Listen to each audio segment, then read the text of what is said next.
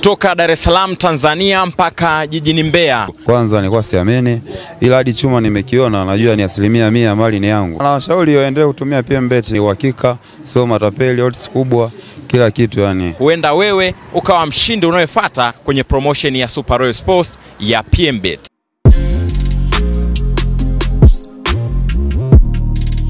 Jana kwa mara ya kwanza kesi inayomkabili Sean Diddy Combs P Diddy imesikilizwa, lakini pia shahidi namba 1 ambaye ni kesi ametoa ushahidi wake na amezungumza kwa mara ya kwanza tangu mwaka 2018. Kesi ambaye kwa sasa ni mjamzito na anatarajia kupata mtoto wake wa 3.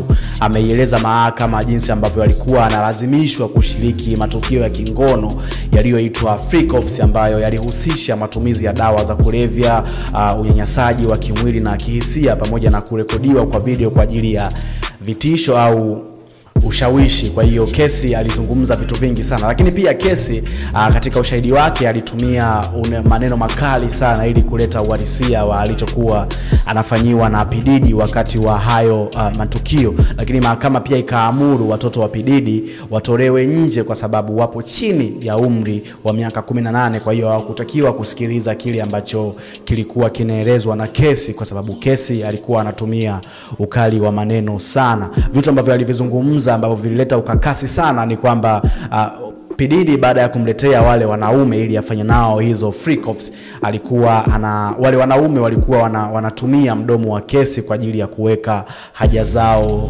ndogo. Yani walikuwa wanatumia mdomo wa kesi kufanyia hilo tukio. Lakini pia tukio lingine ambalo kesi alizungumza na alikuwa anafanyiwa na P Diddy ni kwamba baada ya kumaliza kumtumia wale wanaume wengi kwa wakati mmoja, P Diddy alikuwa anachukua yale manii au zile mbegu za kiume na kumpaka hasa sehemu zake za mwili za faragha, alikuwa anampaka yale manii. Kwa hiyo kitu ambacho kilikuwa kinamfanya kesi ajihisi ni mchafu sana. Lakini pia alizungumza kuhusu ile video ambayo ilisambaa ikimuonesha P Diddy anampiga kesi nje ya mlango wa hoteli, na akasema kwamba ile video ni kwamba ndani alikimbia ile freak offs kwa sababu alitumika kiasi kwamba alichoka, kwa hiyo ikabidi akimbie. Sasa baada ya P Diddy kuona kwamba kesi anakimbia, ikabidi amfuate na kumpiga pale nje ili arudi ndani kwa ajili ya kuendelea na freak offs. Of course unaweza ukaona kesi ikatoa ushahidi mgumu kiasi gani ambao umezidi kukandamiza